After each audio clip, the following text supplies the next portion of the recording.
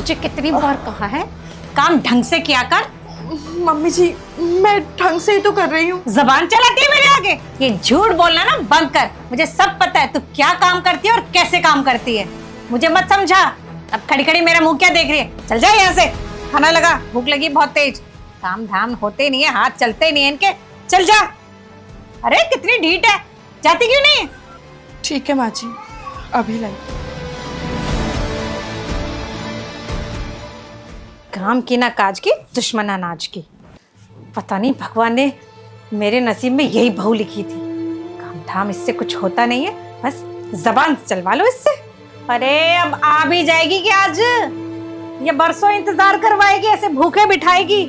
हाय हाय, नाक में दम कर रखा है। लीजिए माँ जी खाना। रख दे यहाँ पे। और पानी क्या तेरा बाप लाएगा? पानी लेके आ, वो भी गरम। जी अभी लाई। रोटी भी बनाई है जली हुई। माँ ने कोई संस्कार ही नहीं दिए, कुछ सिखा के नहीं भेजा।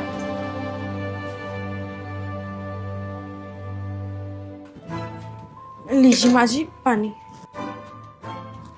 इधर रख।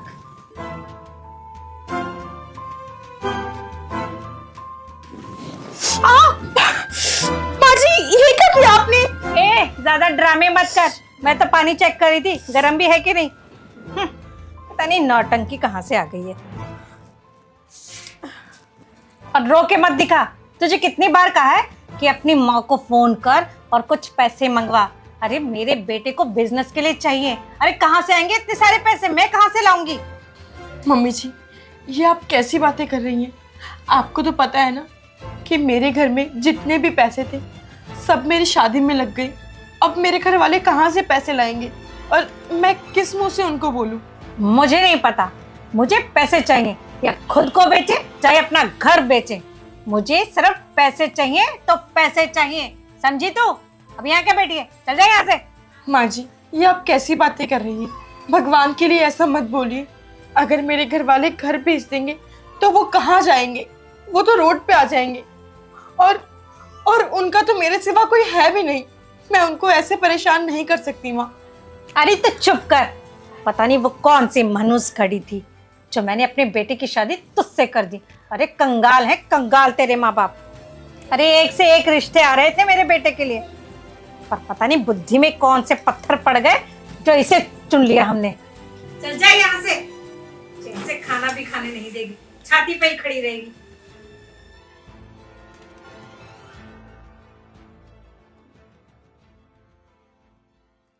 नमस्ते आंटी जी।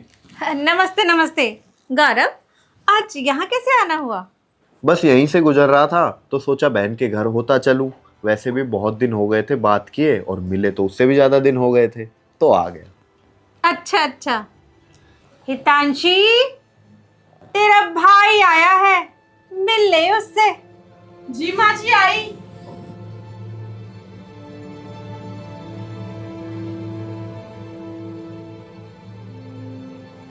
अरे भैया आप आज आप यहाँ कैसे? अरे बस यूं ही आ गया। तू बता कैसी है? मैं अच्छी हूँ, आप बैठिए मैं पानी लेकर आती हूँ। अरे नहीं नहीं, पानी की कोई जरूरत नहीं है, तू बैठ, मैं बस तुझसे मिलने आया हूँ। अच्छा भैया, घर में सब कैसे है? मम्मी कैसी है? पापा कैसे है? अरे सब बढ़िया है, मम्मी भी और पापा भी। तू बता कैसी है, और यहाँ पे सब कैसा है? हाँ भैया, यहाँ पे भी सब ठीक है, सब अच्छे हैं। और क्या बातें हो रही हैं दोनों भाई बहन में? हाँ मुझे पता है, यही बात हो रही होगी ना कि तुम्हारी बहन का रिश्ता इतने बड़े घर में है ना, यही सब हो रहा होगा। तुम्हारी बहन के तो भाग्य खुल गए, यही सब बातें हो रही हैं। मुझे पता है तुम्हारी बहन की किस्मत बहुत अच्छी है जो हमारे खानदान में भी आई गई है। खैर छोड़ो, कुछ लेंगे आप?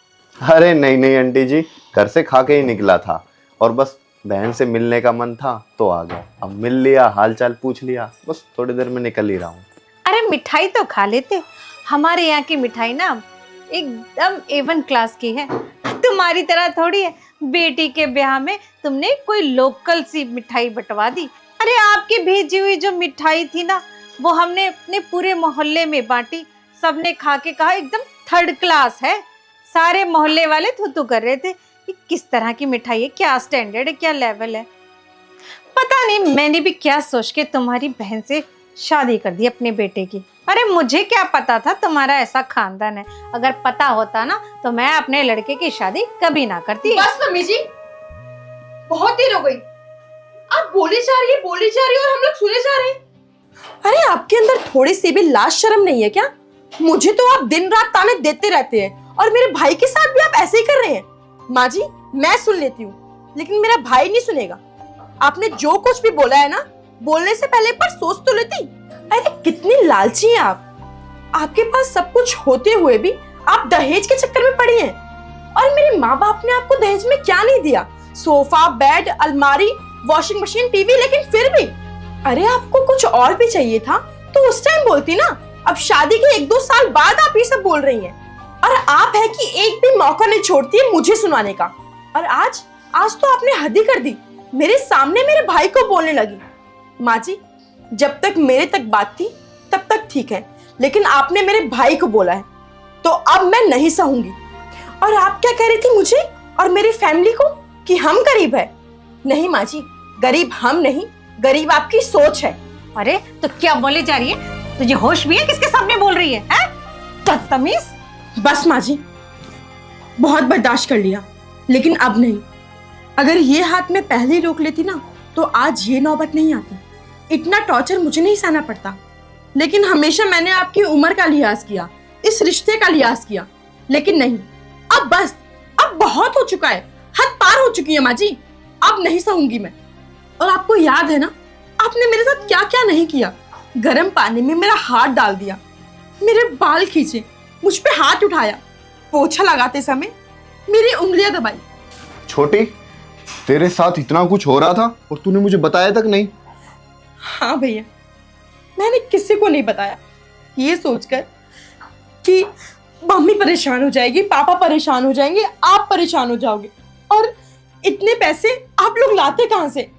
अब तो ले दे के बस एक घर बचा है। अब वो घर तो बेच सकते थे नहीं ना, इसलिए मैंने आप में से किसी को नहीं बताया।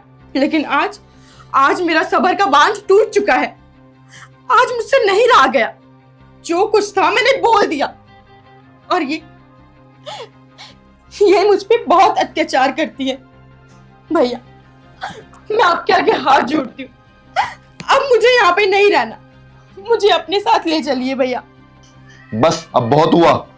जिस घर में तेरी इज्जत नहीं है वहां रुककर कोई फायदा नहीं है। चल और रहने दे इनके घर को यूं ही। अरे बेटा गोपाल, सुन तो मेरी बात।